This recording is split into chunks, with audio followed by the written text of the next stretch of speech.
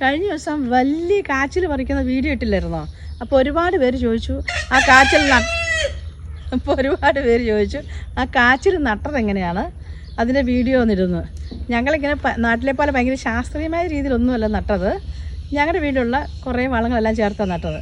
അപ്പോൾ എങ്ങനെയാണ് നട്ടതെന്ന് പറഞ്ഞുതരാം. 25 ഗാലൻ്റെ പോട്ടിലാണ് ഞങ്ങൾ കാച്ചിൽ കുഴിച്ച് വെച്ചിരിക്കുന്നത്. ഫോട്ടോ അതിലേക്ക് ഗ്രോ ബാഗ് യൂസ് ചെയ്യാം. മണ്ണ്, മണൽ, ചാണകം, ഇതാണ് എപ്പോഴും ബേസിക്കായിട്ട് നമ്മൾ ആദ്യമേ ഇടുന്നത് കേട്ടോ. അങ്ങനെ കിട്ടിയില്ലെങ്കിൽ പോട്ടിംഗ് സോയിലായിട്ട് മേടിക്കാൻ കിട്ടും, അത് യൂസ് ചെയ്യാം. പോട്ടിംഗ് സോയിലിനകത്ത് വലിയ വളമൊന്നുമില്ല. ഞങ്ങൾ കുറച്ച് മൾച്ച് കൂടി ചേർത്തിട്ടുണ്ട്.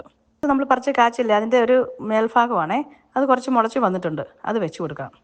ആദ്യം കുറച്ച് ചകിരിച്ചോറ് വെള്ളത്തിൽ കുതിർത്തി എടുത്തത്, പിന്നെ കുറച്ച് പോട്ടിംഗ് സോയിലും ചാണകവും കൂടെ മിക്സ് ചെയ്തത്, 2 സ്പൂൺ വേപ്പിൻ പിണ്ണാക്ക്, 2 പിടി കടലപ്പിണ്ണാക്ക്,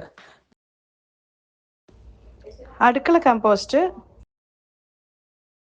വീണ്ടും ചകിരിച്ചോറ്, 2 ടേബിൾ സ്പൂൺ എപ്സം സോൾട്ട് തൂക്കി കൊടുക്കാം. എപ്സം സോൾട്ട് ഓർഗാനിക് മഗ്നീഷ്യം ആണ്, അത് ചെടിയുടെ ആദ്യത്തെ ഗ്രോത്തിന് വളരെ ഉപകാരമാണ്. ഇത് കുറച്ച് ആട്ടുംകാട്ടമാണേ, ഇതുകൂടി ഇടാം.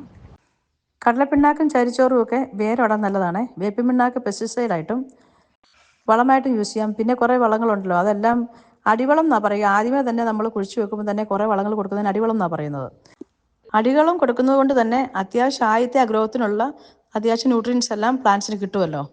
പിന്നെ നമ്മൾ കഞ്ഞിവെള്ളമോ മുട്ടത്തോടോ അടുക്കള കമ്പോസ്റ്റോ ആട്ടുംകാട്ടോ കോഴിക്കാട്ടോ എന്തൊക്കെയാണ് നമ്മുടെ ഉള്ള ആ വളങ്ങളൊക്കെ ഇടയ്ക്കിടയ്ക്ക് ഇട്ട് കൊടുക്കുക.